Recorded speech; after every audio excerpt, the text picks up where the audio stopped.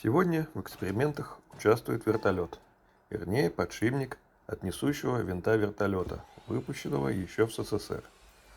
Даже было жалко его пилить. Мне его прислал подписчик, за что ему большое спасибо.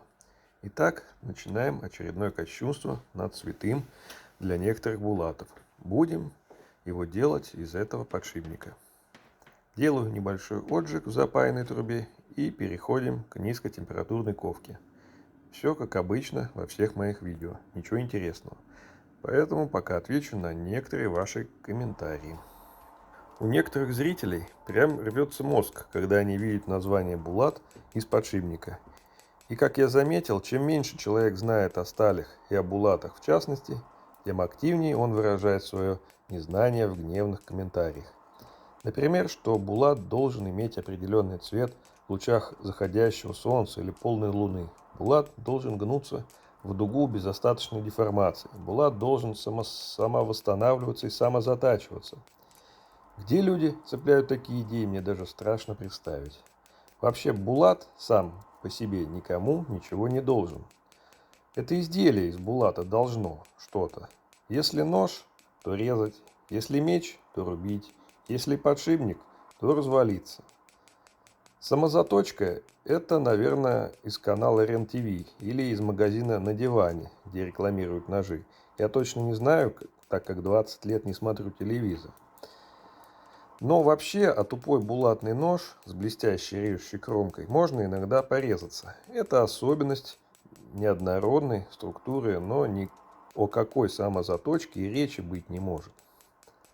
Посложнее про цвет булатов, который может быть связан либо с химической реакцией, а именно с травлением или азотированием, либо с температурной реакцией, в частности с цветами побежалости после отпуска, но этому подвержены любые металлы. А какие цвета бывают на титане, просто закачаешься. Что, титан у нас тоже стал булатом? Булат, который гнется в дугу без остаточной деформации, это, конечно, чудо для тех, кто не проходил сопромат и, в частности, термех. Я вроде проходил мимо, но даже я знаю, что чем меньше толщина материала, тем меньше возникает момент сопротивления сечения. Этот фокус очень любят показывать на филейниках на выставках. Кто не понял, возьмите обычную стальную линейку длиной полметра, а лучше метр, и согните ее в дугу. Она распрямится без проблем и без всякой остаточной деформации. Что линейка у нас тоже делают из булата. Кстати, известно, что все булаты холодноломки, поэтому на Руси, особенно в холодных районах, предпочитали использовать европейскую сталь, а не булат. Так что это тоже миф. Еще популярен комментарий, что булат надо варить в тигле и обязательно из нескольких сталей, а не из одной, и с неким секретным ингредиентом. И он должен долго оставать в тигле. Тут, конечно, несколько мифов, скрепленных в один. Например, в тигле варят тигельную сталь, а не булат. Булатом она может стать после ковки или может вообще не стать. Переваривать готовую сталь, современную, заводскую, в тигле вообще лишено смысла. Это как провернуть в мясорубке уже готовую жареную котлету и снова ее пожарить. Стейком с кровью она от этого точно не станет. В тигле сталь остывать не обязана. Например, индийский вуз. Некоторые считают, имеет такую странную форму, потому что он оставал не в тигле, а его отливали на порции, что по сути тогда является литой сталью. Некоторые виды булатов, еще того хуже, после плавки вместе с тиглем кидали в воду. Как оно было на самом деле, вообще никто не знает. Что, будем лишать азиатский булат булатного статуса? Наверное, нет. Еще по поводу меня жулика, который выдает подшипник за булат. Откройте толковый словарь и посмотрите определение слова жулик. Я в своих видео показываю и объясняю, как и из чего получен данный булат. Так о чем заключается обман? Я не очень понимаю. Возможно, я обманул ваши светлые надежды на чудо, но тут уж я ни при чем и ничем помочь не могу. За этим обратитесь на другие каналы. Аносов написал еще 170 лет назад, что булат, полученный в тигле и полученный отжигом, равны, и может называться также литым булатом. Как показывает практика по резу, булаты, полученные в тигле, даже из переваривания современных легированных сталей, режут крайне плохо и коммерческого интереса не представляют. Поэтому воссозданием исторических булатов занимаются отдельные энтузиасты и любители булатов, имена которых настолько мало известны широким массам, что я даже побоюсь их называть. Но упорство их, конечно, можно только уважать. Остальные производители по большей части делают вид, что они что-то варят, дабы соответствовать ожиданиям народа. Возможно, стоит снять отдельное видео по булатным мифам. Если накидаете комментарии с этими мифами, я попробую что-нибудь сделать. А пока рекомендую возмущенным комментаторам изучить тему по доступной литературе, а не по видосам популярных блогеров типа меня. Например, прочтите сочинения Аносова или Чернова, но только лично, а не в пересказе. Да, это, конечно, скучно, но что делать, сам мучился. Или есть, например, научно-популярная литература повеселее, например, «Тайны булатной стали» Николая Гординовского, где вкратце на 400 страницах описаны некоторые типы и виды булатов.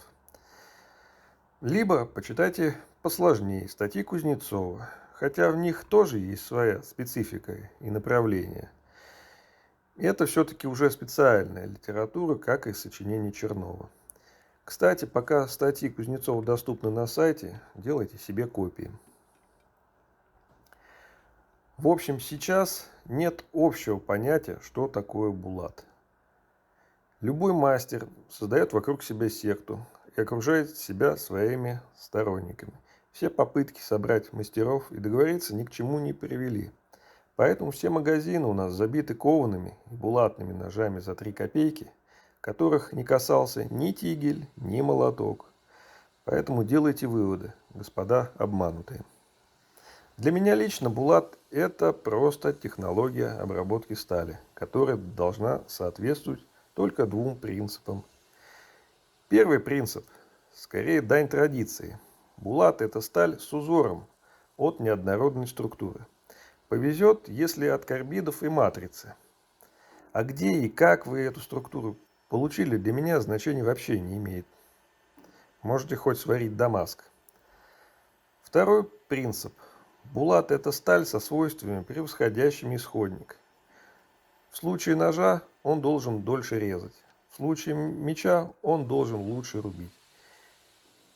Если полученное изделие не отвечает сразу 2 этим принципам, то это не булат. Здесь я полностью поддерживаю Аносова, что булат – это металл, который обладает лучшими свойствами, чем сталь. Кто не понял, постарайтесь решить для себя, что важнее – шашечки, либо ехать, тигель или резать. Итак, вернемся к вертолетам. Куется вертолетный подшипник так же, как и обычный. Никакой разницы я не почувствовал. Интересное началось при травлении. Рисунок, который был хорошо виден на полированных спусках, почему-то плохо проявился в растворе азотной кислоты, в которой я обычно травлю ШХ-15. А при повышении выдержки или концентрации появлялись дыры, но уже без рисунка. Я небольшой мастер в травлении, но эта реакция довольно похожа на травление высоколегированных сталей типа Х12МФ в азотке. Поэтому я попробовал протравить вертолет в хлорном железе, как легированную сталь. И это помогло. Рисунок проявился сразу. Вот теперь меня мучают смутные сомнения, из чего делают подшипники для вертолетов. Может, это ШХ-15 с добавками? Может, это вообще не ШХ-15? Может, хоть для вертолета наша промышленность смогла выпустить качественную сталь? Но это точно не нержавейка, поскольку он ржавеет. Если есть какие-то мысли у специалистов-вертолетчиков, напишите. По режущим свойствам общий результат выше, чем у знаменитых подшипников из троллейбусного парка города Москвы. Около 2–2,5 талонов. Это как хороший серийный нож из порошковой стали.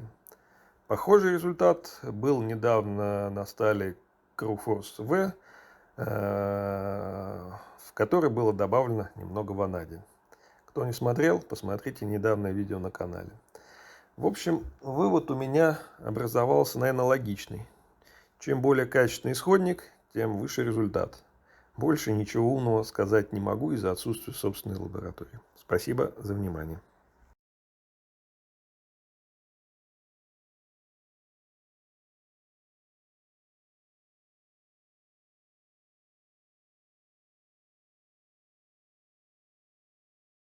Вот если ты вот так вот смотришь, и у тебя вот здесь крючочек вот этот вот. Острый. Как бы вот так загибаешь. Это плохо. Вот это вот плохо. нужно убрать. Его буквально чуть 3 повернешь в градуса. руки чуть-чуть, и уже 3 градуса. не можешь. А это неудобно. Неудобно, да.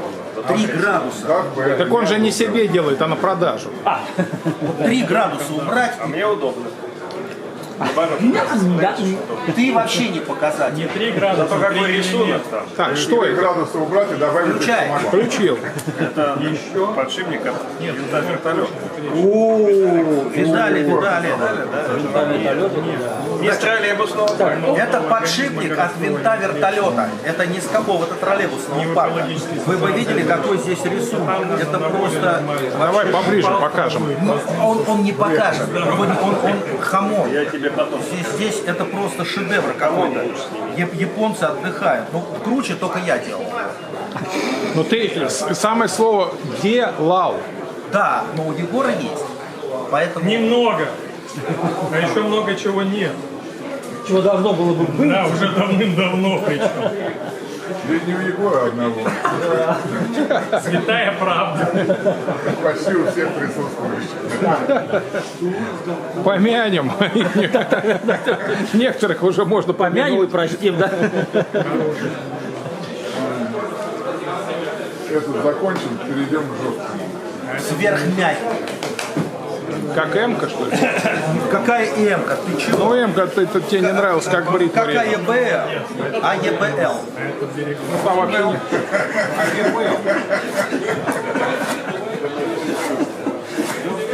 Хорошая.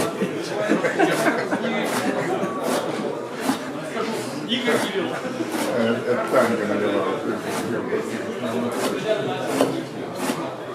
Нет, сверхжесткий мы попробуем, Кино конечно. снимает, смотри. Да, мы видели. Здесь ходят эти самые, такие Надо вся. уходить из кадра. Я почему надо? Наоборот, мы экзотики придаем. Мне, правда, не хотелось бы нас показывать. О, смотри, Тебя загородили. его прикус, я вижу. Ваня, фотку давай. Ну, в смысле, телефон достань, ёкарный ты бабай. Так он просчитывает, чтобы не обманули. Я же, может, купить хочу. Он же сказал, по дешевке отдаст. Да, сейчас, это сдаст, конечно. Сегодня день продаж, да? Да, сегодня распродажа. Религиозный праздник. В смысле, раз продажа, два продажа. 3000 рублей. Ты знаешь, у нас религиозные праздники каждый день. Такой же что? А то и по два в день. Ну, колокола. Сегодня ореховый спас. Можно орехи трескать. От этого не уйдешь. Кстати, Орех. орех присутствует. Да.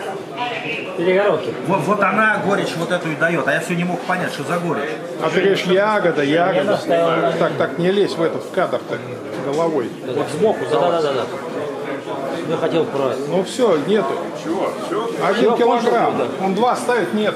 3, 4, 5. Все не движется. 1,5 килограмма нету. 4,5. Я понимаю, что это вертолет, конечно. Самогонка хорошая, ровная. 3,2. Ну, собственно, как всегда. А что за железо? Это от вертолета подшипник. От этого. Ну давай, хватай. Вот такой. Игорь, хватай От Ми хамон-то. или от К? Откуси комончика. Это Паша. Ты смотри на хамон, а не на меня. Ну, естественно, где еще машина? Чтоб не обслюнять. Нам его еще есть. А теперь зверские выражения лица. Прилично отмел, смотри. Сильный человек, сразу видно, пусть. Володь, ты ему сразу счет, фотография-то есть? Сколько он там съел-то? Да, ну это, погоди, это особые специалисты по ценам. Тысяч на 5 кто съел. Мне очень этот нравится. Этот самый. Формула любви. Сильный, говорит, был человек, Все сидит на стихи растрачивает. Не, вы благодарны, это говорит, хороший человек, соленку, соломку спер. Не побрезговал. Серебряную. Так, Игорь, готово. Чуть двинет там такое. Кантемировская.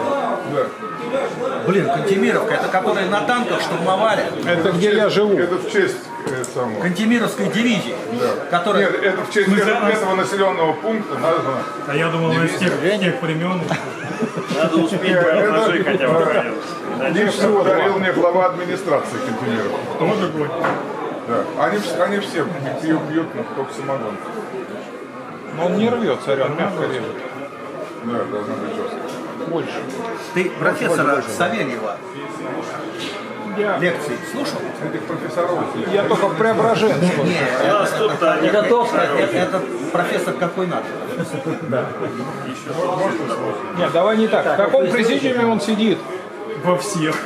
Ваня, вот этой большей глупости ты сказать не мог. Что спросил. значит в президиуме сидит? А тогда что ты решил, что он профессор? Вот наш профессор во всех президиумах сидит. Тут у нас в Беларуси посадили раввина одного. Так, Жень, ну что ты пристал? Не в президиум. Да что посадили? Невозможно работать. Ебанулись что ли? Клиентов ходит. Не дорезал. Сейчас что-нибудь надумается. Среднетрезвый сейчас скажет. Подожди. О, ровно. 4,1. Ну, то есть 150 раз. Не-не-не, шведский. Вот это сейчас колено подают. Ой.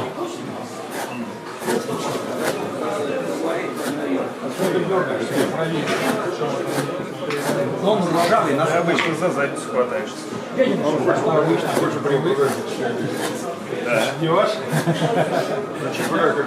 А ты вот не поверишь, Игорь спал с Коржовым последний раз.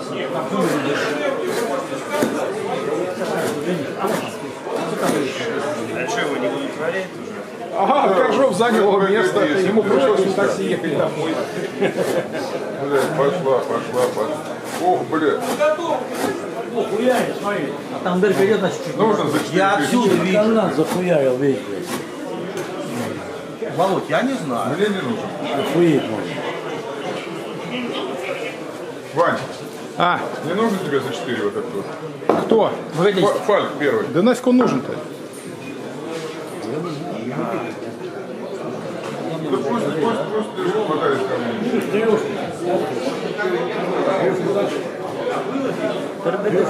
Кому он нужен-то? Вот этот топор-то, что им делать? Что им делать-то? Чего? Расскажи, чего делать-то? А, только то, что он шведский, значит, он хороший, да? Потому что шведский. Мы тут патриоты. Ну, у тебя, просто у тебя очень интересное о ножах это мнение. Если он шведский, значит хороший. Если мексиканский, значит хороший. Хороший нож, который режет. Вот когда твой будет вот так резать, тогда приходи. Смотри, какой. Копа. Я вот так.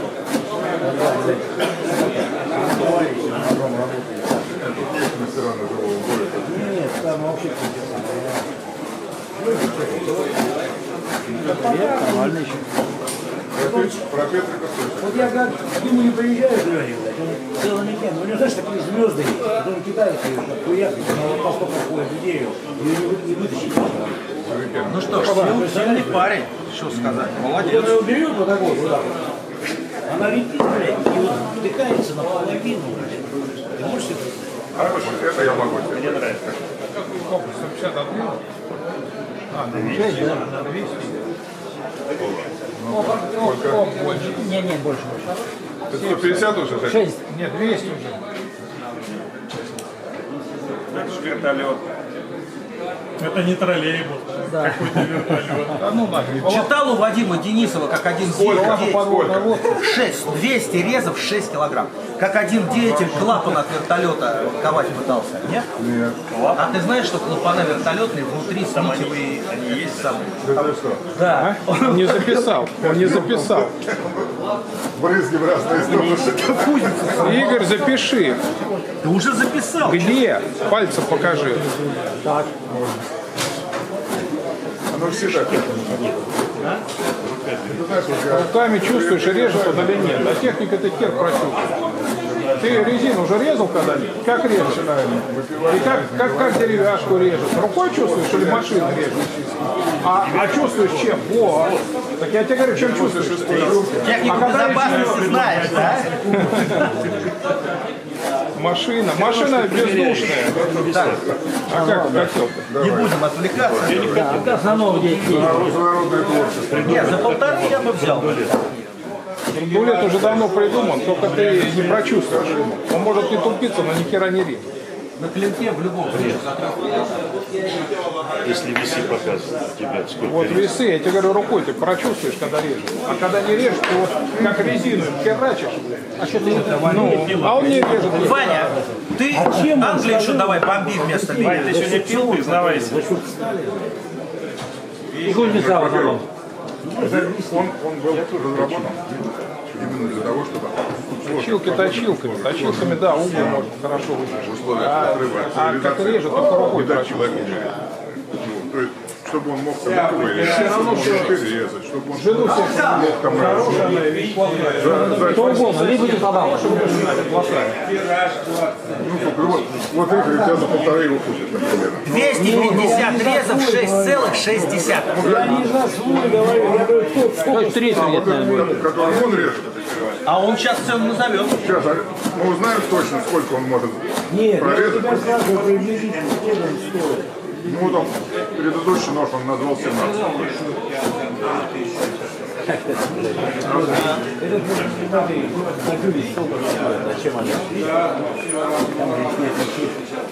Тут-то они деньги берут за марку, а здесь за качество его.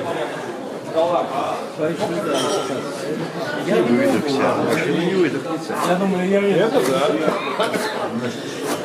мы на рыбалку ехали. Это плохо не прорежет.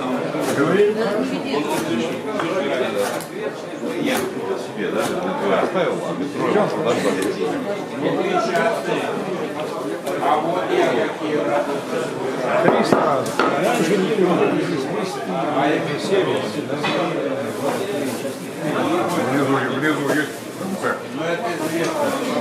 Егор, а вот эти что, соберишь? Шкурки вот эти.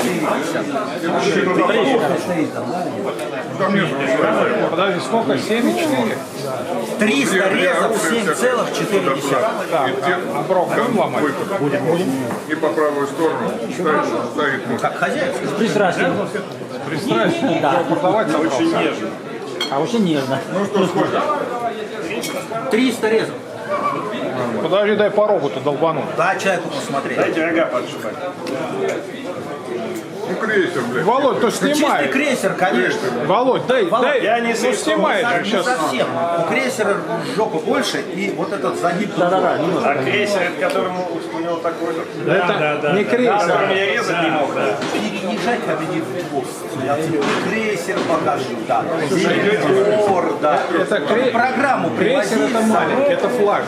И флагман есть. Давай. Программу закрытую привози. И пиво почем. Отковал, да. Пиво почем. Пиво почем.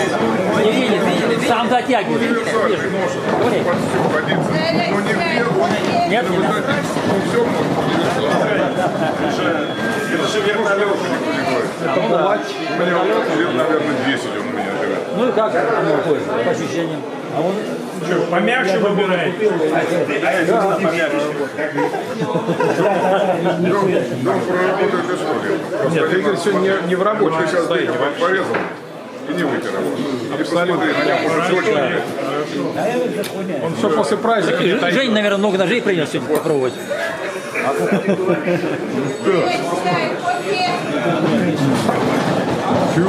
Осторожно. Я ничего. На кого? На меня? Я приду сегодня еще. Жди меня и вернусь. Треногу не главное. Иди девушку не боись. Замин. Даю. Уверенный замин по всей поверхности. А вот хочешь в глубину пошли, называется. Ну-ка дай по всей. И красавчик. На, посмотри, маленький его заминчик. Если это маленький, то я это... А ты в бронежилете или нет? Это пушка. Ни в коем случае не пускать нельзя. Потому что они будут